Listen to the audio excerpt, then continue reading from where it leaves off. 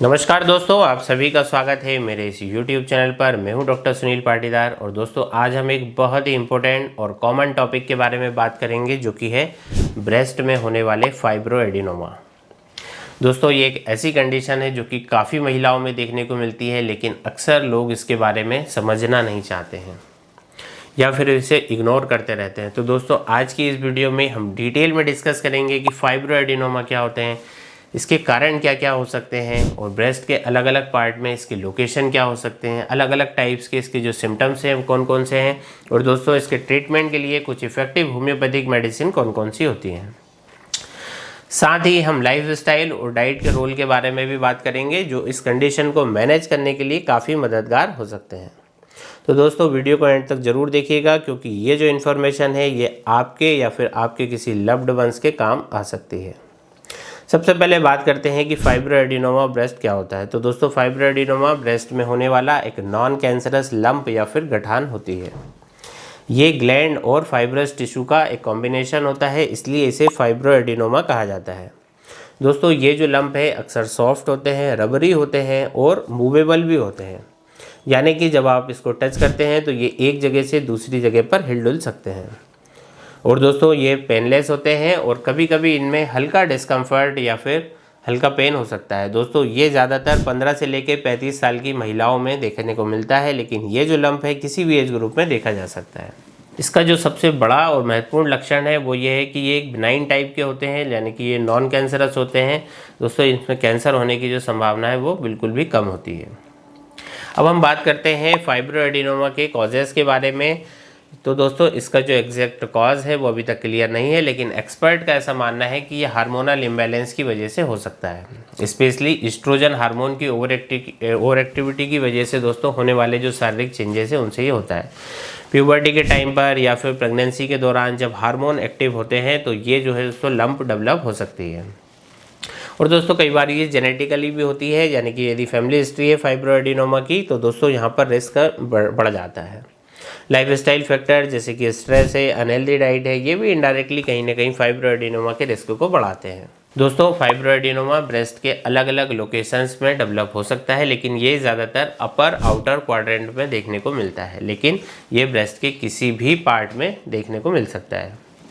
दोस्तों कई बार ये सिंपल लंप के जैसे होता है और कई बार ये मल्टीपल भी हो सकते हैं। ये मूवेबल और स्मूथ होते हैं जो कि इसे ब्रेस्ट कैंसर के जो लंप हैं उनसे ये अलग करते हैं, क्योंकि कैंसरस लंप है ज़्यादातर हार्ड और फिक्स होते हैं। और दोस्तों अब हम बात करते हैं इसकी अलग अलग स्टेजेस और सिम्टम्स के बारे में। तो दोस्तों फाइब्रोएडिनोमा का जो साइज़ है वो छोटा या बड़ा हो सकता है। तो अगर लंप छोटा है तो अक्सर कोई सिम्टम्स देखने में नहीं मिलता है या फिर ये एक्सीडेंटली ही डायग्नोज हो जाता है। लेकिन दोस्तों जब इसका साइज़ बढ़ने लगता है तो आप अपने ब्रेस्ट में एक नोटिसेबल गठान को आप फील करते हैं, और ये जो गठान है अक्सर पेनलेस होती है, लेकिन कभी कभी पीरियड्स के टाइम पर हल्का डिस्कम्फर्ट या टेंडरनेस इसमें हो सकती है। ब्रेस्ट में हैवीनेस और गठान का होना फाइब्रोएडिनोमा का कॉमन लक्षण होता है, और कई बार फाइब्रोएडिनोमा के सिम्टम्स दूसरी ब्रेस्ट की जो डिसीज़ है इनके सिम्टम्स से मिलते जुलते होते हैं, जैसे कि कोई सिस्ट है या फिर ब्रेस्ट कैंसर। तो दोस्तों जैसे मैंने कहा कि जो कैंसरस लंप है अक्सर हार्ड और फिक्स होते हैं, और साथ ही निप्पल से डिस्चार्ज होना, स्किन चेंजेस या फिर पेन के साथ दोस्तों ये प्रेजेंट होते हैं, लेकिन फाइब्रोएडिनोमा में ये सब यूजुअली नहीं होता है।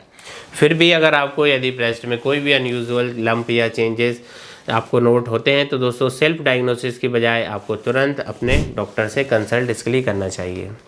दोस्तों फाइब्रोएडिनोमा के कई सारे टाइप्स भी होते हैं, जैसे कि सिंपल फाइब्रोएडिनोमा जनरली यूनिफॉर्म होता है और इसमें जो है कैंसर का रिस्क नहीं होता है। एक होता है कॉम्प्लेक्स फाइब्रोएडिनोमा, ये माइक्रोस्कोपिक चेंजेस इसमें हो जाते हैं, लेकिन ये भी खतरे वाला नहीं होता है। दोस्तों टाइमली डायग्नोसिस और मॉनिटरिंग जरूरी है ताकि किसी भी तरह के कॉम्प्लिकेशन को सही समय पर रोका जा सके।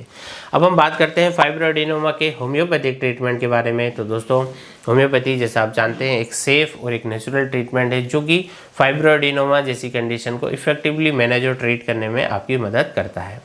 ये ना सिर्फ सिम्टम्स को ट्रीट करते हैं बल्कि डिसीज़ को रूट कॉज से ये ट्रीट करती है। तो मैं आपको कुछ टॉप की होम्योपैथिक मेडिसिन के बारे में बताता हूं जो कि फाइब्रोएडिनोमा के लिए काफ़ी इफेक्टिव होती है। दोस्तों सबसे पहली हमारी मेडिसिन है फाइटोलैका टिकेंड्रा 30। फाइटोलैका उन केसेस में दी जाती है जहाँ पर ब्रेस्ट में लंप के साथ साथ पेन और टेंडरनेस मौजूद हो। दोस्तों ये जो मेडिसिन है ग्लैंडुलर टिश्यूज़ पर डायरेक्टली काम करती है और स्वेलिंग और इन्फ्लेमेशन को रिड्यूस करती है। तो अगर आपको ब्रेस्ट में लंप के साथ साथ पेन फील हो रहा है तो वहाँ पर फाइटोलैकेटिक एंट्रा 30 यूज़ करनी है, 2-2 बूंद दिन में 3 बार डायरेक्टली ऑन टंग। इससे बहुत अच्छे रिजल्ट मिलते हैं। दूसरी हमारी दवाई आती है दोस्तों, वह है कोनियम मैकुलेटम 200। कोनियम अक्सर उन पेशेंट के लिए काफ़ी इफेक्टिव है जिनके जो लंप है हार्ड होते हैं और पेनलेस होते हैं। ये स्पेशली उन लंप के लिए रिकमेंड की जाती है जो कि हार्मोनल इम्बैलेंस की वजह से डेवलप होते हैं। कोनियम मैकुलेटम 200 में लेना है, 2 बूंद सुबह 2 बूंद रात को डायरेक्टली ऑन टंग, यदि आपको इस तरह के सिम्टम्स मिल रहे हैं। तीसरी दवाई है दोस्तों पल्सेटिला 200, जो कि एक इम्पॉर्टेंट मेडिसिन है जो कि हार्मोनल चेंजेस की होने की वजह से जो फाइब्रोएडेनोमा ऑफ ब्रेस्ट डेवलप होते हैं उसमें ये काफ़ी मददगार होती है। तो ये उन केसेस में यूज़ की जाती है जिसमें लंप के साथ साथ ब्रेस्ट में हैवीनेस और मेनली पीरियड्स के दौरान पेन या फिर डिस्कम्फर्ट महिलाओं को होता है। पल्सेटिला का 200 पोटेंसी में आपको इस्तेमाल करना है, 2 बूंद सुबह 2 बूंद रात को डायरेक्टली ऑन टंग। इसके बाद आती है स्क्रोफुलेरिया नोडोसा मदर टिंचर, जो कि एक पावरफुल मेडिसिन है फाइब्रोएडेनोमा लंप को ये ग्रेजुअली डिजॉल्व करने में मदद करती है और ये स्पेशली उन लंप के लिए इफेक्टिव है जो कि साइज़ में बड़े होते हैं और दोस्तों ये जो कि टेंडरनेस के साथ होते हैं। स्क्रोफुलेरिया नोडोसा का क्यू पावर में यूज़ करना है, 10 से 15 बूंदें 1/4 कप सिंपल पानी के साथ मिलाकर दिन में 3 बार। और दोस्तों लास्टली एक दवाई है कैलकेरिया फ्लोर 6X, जो कि एक टिश्यू सॉल्ट होता है जो कि फाइब्रोएडेनोमा के हार्ड लंप को ग्रेजुअली डिसॉल्व करने में मदद करता है। ये फाइब्रस टिश्यूज़ को स्ट्रेथन करती है और लंप को सॉफ्ट करती है। मैं अपने कई सारे वीडियोज़ में कैलकेरिया फ्लोर के बारे में अक्सर बताता रहता हूँ। कैलकेरिया फ्लोर 6X टैबलेट आपको यूज़ करनी है, 4-4 गोलियाँ दिन में 3 बार इसको चूज़ कर खाना होता है। दोस्तों मेडिसिन के साथ साथ लाइफस्टाइल और डाइट का रोल भी फाइब्रोएडेनोमा के मैनेजमेंट के लिए इम्पोर्टेंट होता है, क्योंकि जो हार्मोनल बैलेंस है उसे बनाए रखने के लिए ये आपको अपनी डाइट में कुछ चेंजेस करना होता है, जैसे कि आपको फ्रेश फ्रूट, ग्रीन वेजिटेबल और हेल्दी फैट आपको जैसे कि नट्स है, सीड्स हैं, इनको रेगुलर डाइट में इंक्लूड करना चाहिए। साथ में आपको प्रोसेस्ड फूड और शुगर का जो इंटेक है इसे बिल्कुल कट ऑफ कर देना चाहिए, क्योंकि दोस्तों ये सब चीज़ें जो हैं हार्मोन्स को नेगेटिवली इम्पैक्ट कर सकती हैं। इसी के साथ में रेगुलर एक्सरसाइज जैसे कि वॉकिंग है, योगा एक्सरसाइज है, ये आप कर सकते हैं, क्योंकि इससे स्ट्रेस को रिड्यूस करने में मदद मिलती है और हार्मोनल बैलेंस को बनाए रखने में मदद मिलती है। स्ट्रेस मैनेजमेंट के लिए आप मेडिटेशन और रिलैक्सिंग टेक्निक का सहारा ले सकते हैं। तो दोस्तों आज की इस वीडियो में हमने जाना फाइब्रोएडेनोमा के बारे में, डिटेल में हमने बात की। और दोस्तों याद रखें कि अगर आपको ब्रेस्ट में किसी भी तरीके के अनयूजुअल लंप या फिर चेंजेस फील हो रहे हैं तो सेल्फ डायग्नोसिस की बजाय तुरंत अपने डॉक्टर से कंसल्ट करें।